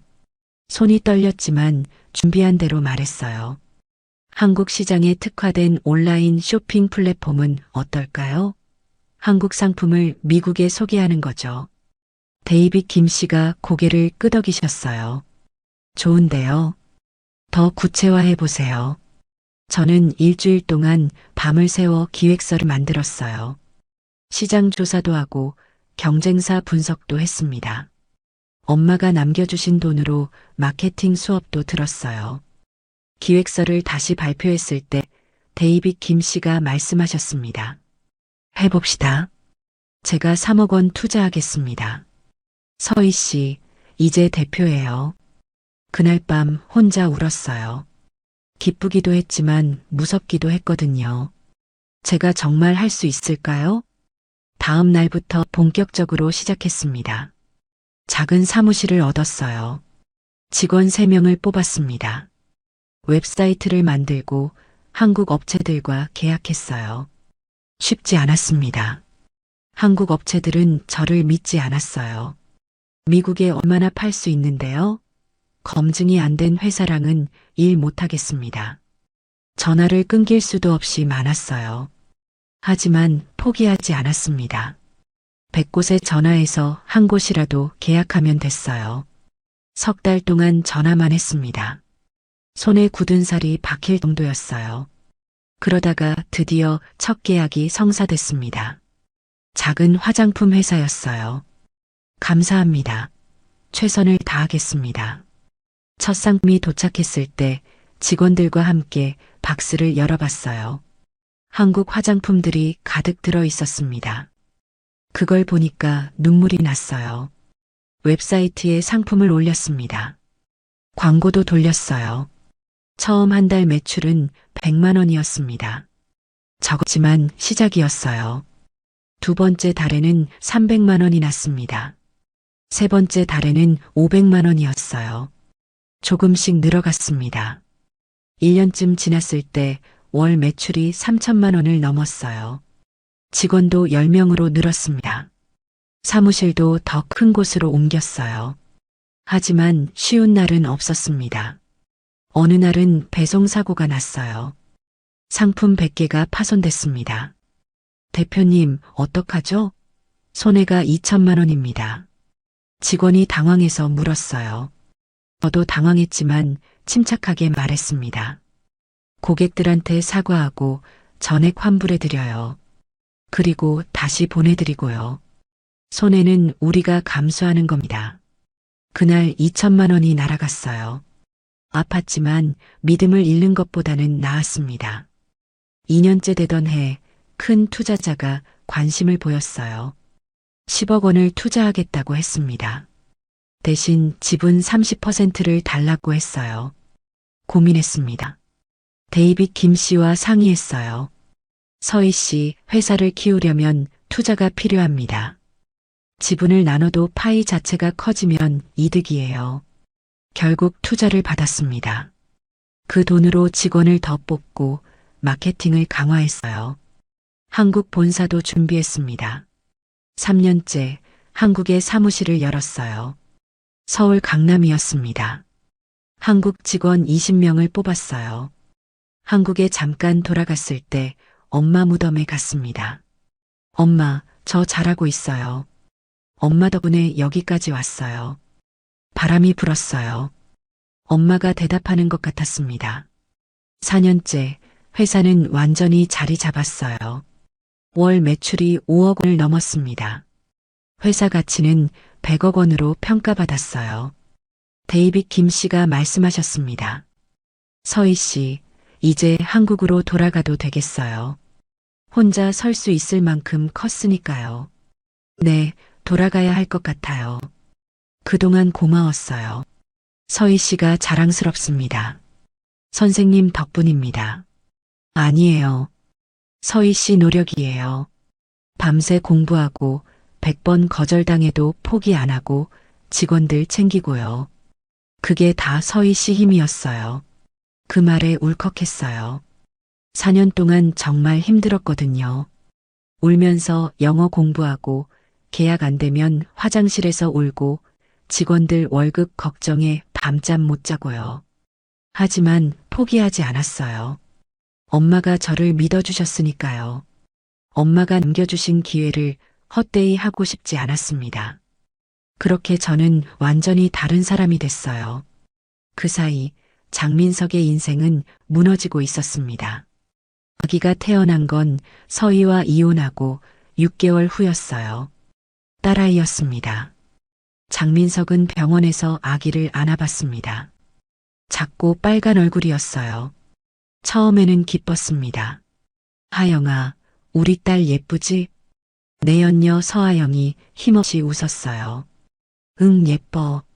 하지만 그 기쁨은 오래가지 않았습니다. 집으로 돌아온 첫날 밤, 아기가 울었어요. 밤새도록 울었습니다.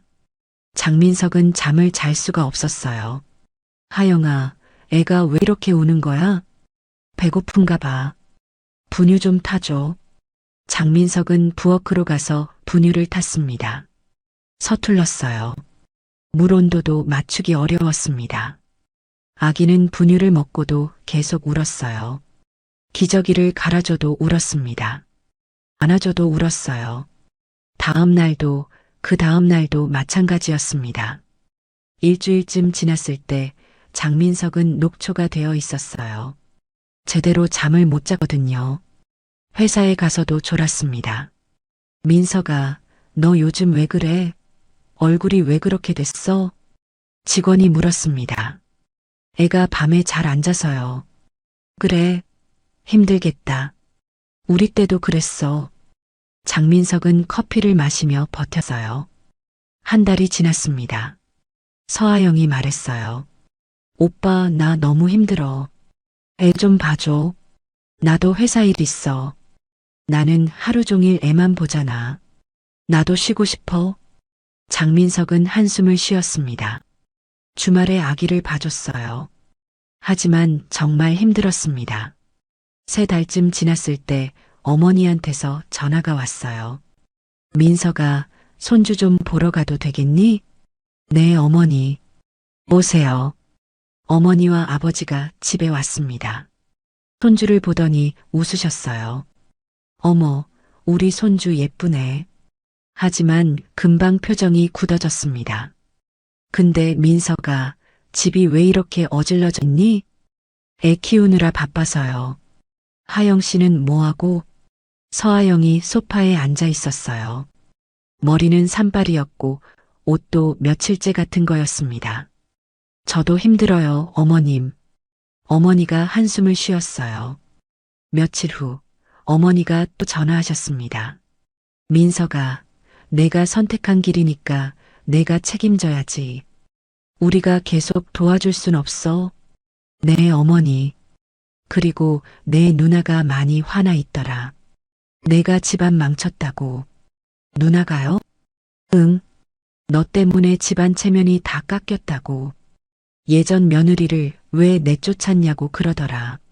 장민석은 아무 말도 할 수 없었습니다.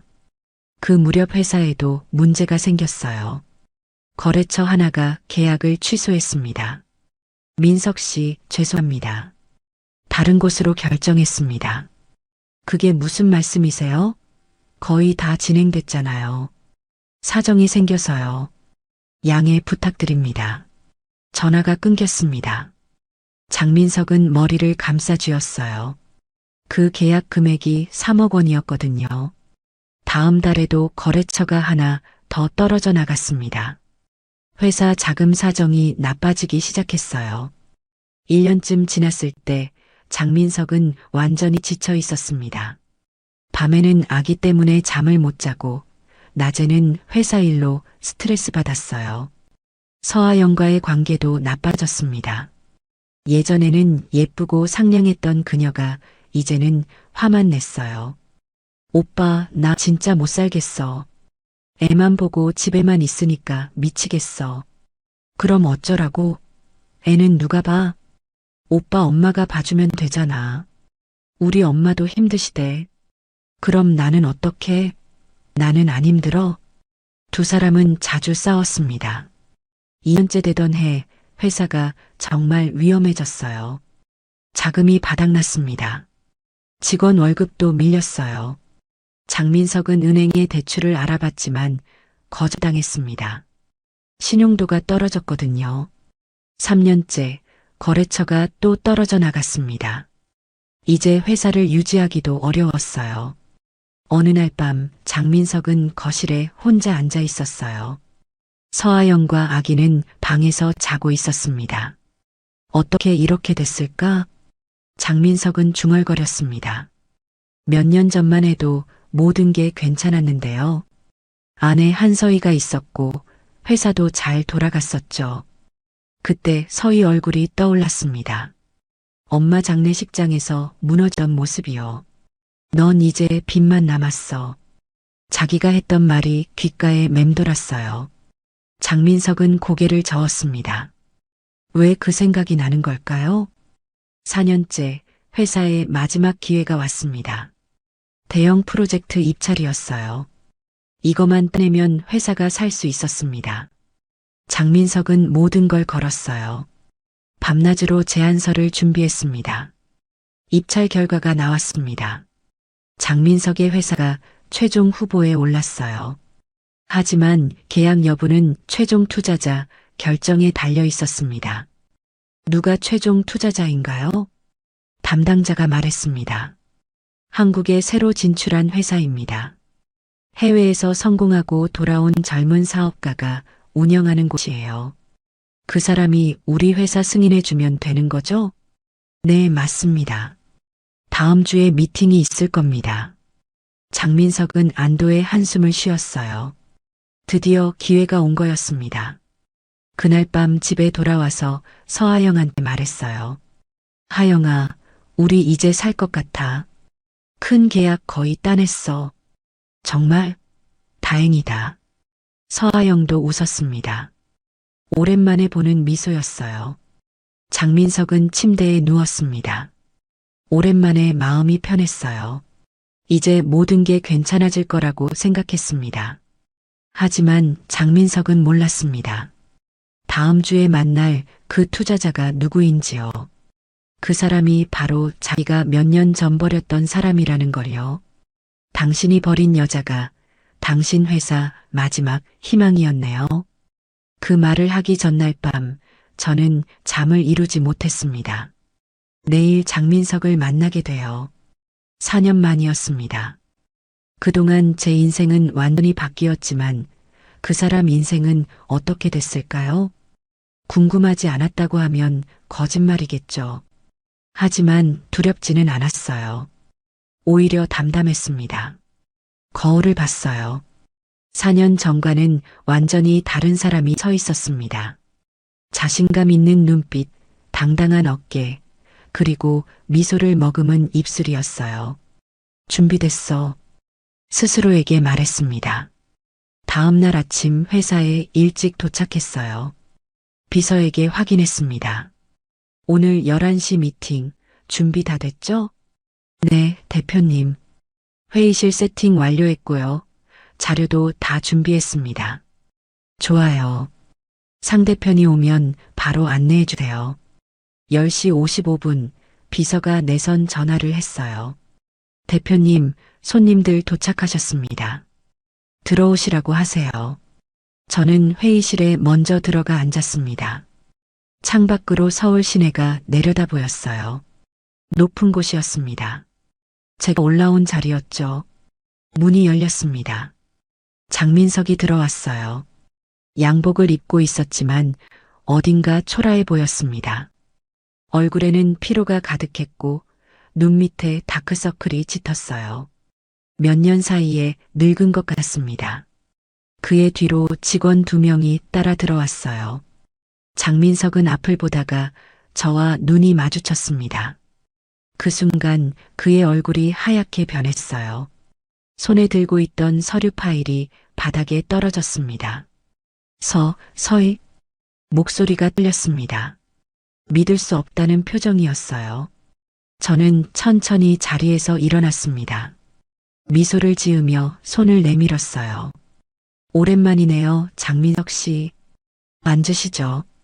장민석은 제 손을 보다가 악수하지 못했어요.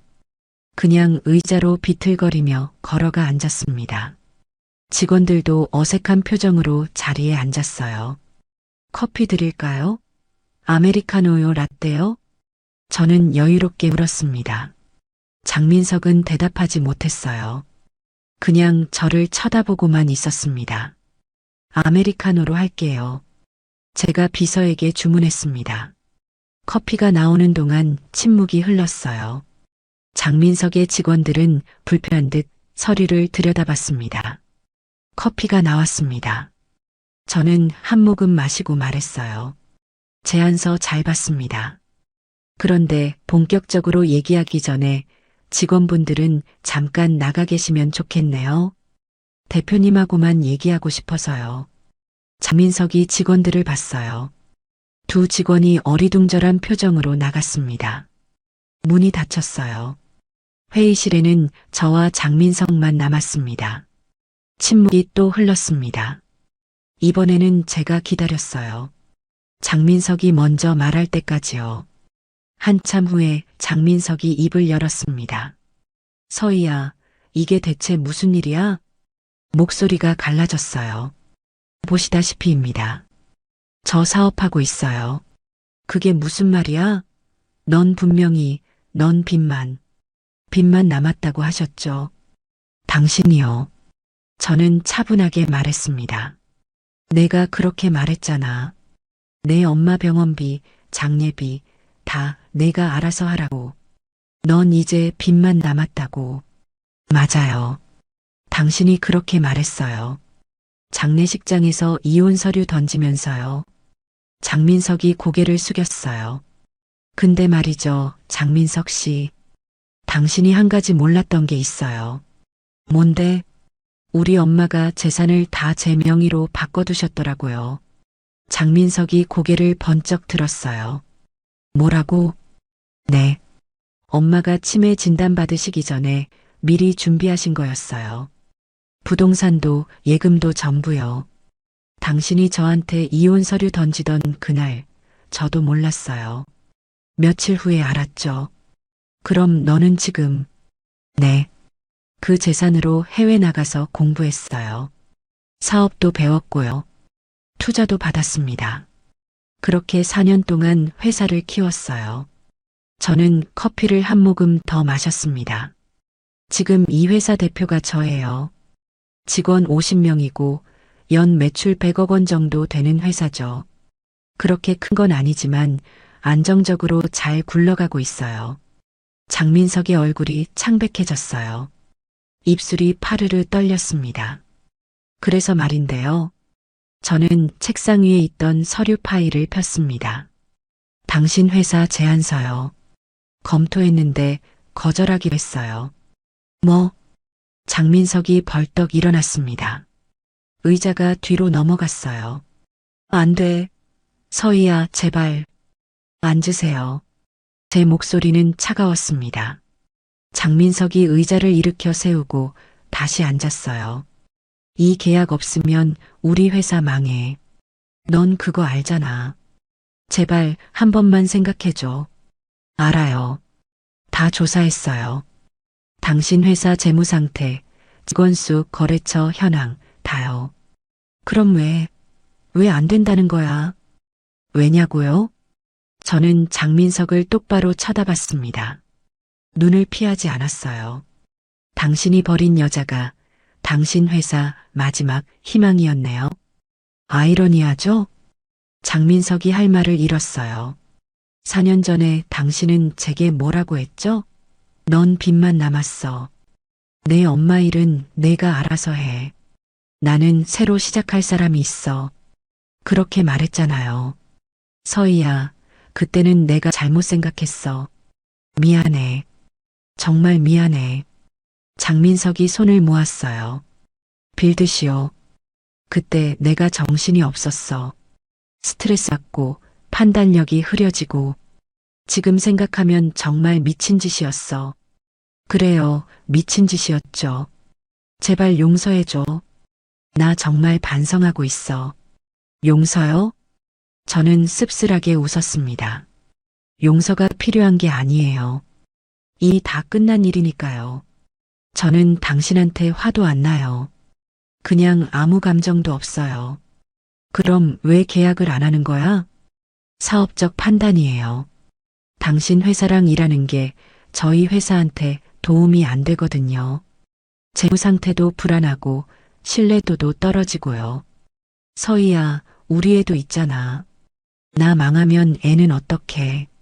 아, 내연녀분이랑 낳으신 딸 말씀이시죠? 저는 담담하게 말했습니다. 축하드려요. 딸 예쁘게 키우시길 바랄게요. 근데 그게 저랑 무슨 상관이죠? 저는 이미 당신 인생이랑 아무 관계 없는 사람이에요. 제발. 장민석이 책상에 손을 짚고 고개를 숙였어요. 어깨가 떨렸습니다. 한 번만 기회를 줘. 내가 뭐든지 할게. 안 됩니다. 저는 자리에서 일어났습니다. 더 할 얘기는 없을 것 같은데요. 직원분들 들어오시라고 할까요? 서희야. 장민석이 제 팔을 잡았어요. 저는 그의 손을 차갑게 떼어냈습니다. 손 떼세요. 우린 남이에요. 당신이 그렇게 만들었죠. 나 지금 죽을 것 같아. 정말로. 죽을 것 같으세요? 저는 그를 내려다봤어요. 저도 그랬어요.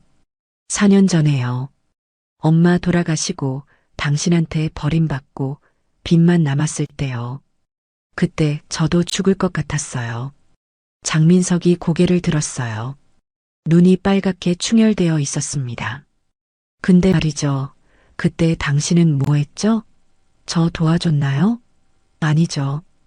오히려 더 밀어버렸잖아요. 서희야. 이제 상황이 바뀐 것뿐이에요. 그게 인생이에요. 저는 회의실 문을 열었습니다. 나가주세요. 더 이상 할 얘기 없어요. 장민석은 비틀거리며 일어났어요. 서류를 주우려다가 그냥 뒀습니다. 문 앞에 서서 저를 봤어요. 서희야, 미안해. 정말 미안해. 저는 대답하지 않았습니다. 장민석이 문 밖으로 나갔어요. 직원들이 어리둥절한 표정으로 그를 따라갔습니다. 문이 닫혔습니다. 저는 창문으로 다가가 밖을 내려다봤어요. 끝났다. 중얼거렸습니다. 복수도 과거도 모두요. 장민석은 엘리베이터를 타고 내려갔어요. 직원들이 물었습니다. 대표님, 어떻게 된 거예요? 장민석은 대답하지 못했어요. 그냥 고개를 저었습니다. 밖으로 나와 길을 걸었어요. 다리에 힘이 없었습니다. 벤치에 앉았어요. 끝이구나. 모든 게 끝났습니다. 마지막 희망이 사라졌어요. 휴대폰에 은행에서 문자가 왔습니다. 대출 연체 경고였어요. 손으로 얼굴을 감쌌습니다. 어떻게 이렇게 됐을까? 몇 년 전만 해도 괜찮았는데요. 안에 서희가 있었고, 집도 있었고, 회사도 안정적이었죠. 서희 얼굴이 떠올랐습니다. 아니, 오늘 본 서희가 아니라 예전의 서희요. 엄마 장례식장에서 무너지던 모습이었어요.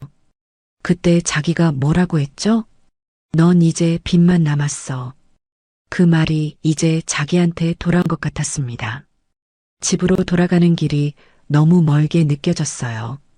현관문을 열고 들어갔습니다. 하영아, 나왔어. 대답이 없었어요. 이상했습니다. 하영아, 거실로 가봤어요. 아무도 없었습니다. 방으로 갔어요. 역시 비어 있었어요. 옷장을 열어봤습니다. 서아영의 옷이 다 사라져 있었어요. 화장대도 텅 비어 있었습니다. 가슴이 철렁 내려앉았어요. 주방 테이블로 갔습니다. 쪽지 한 장이 놓여 있었어요. 오빠 미안해. 나 더 이상 못 견디겠어. 애 키우는 것도 힘들고 돈도 없고 미래도 안 보이고 나는 아직 젊잖아. 내 인생 살고 싶어. 애는 오빠가 키워줘. 미안해.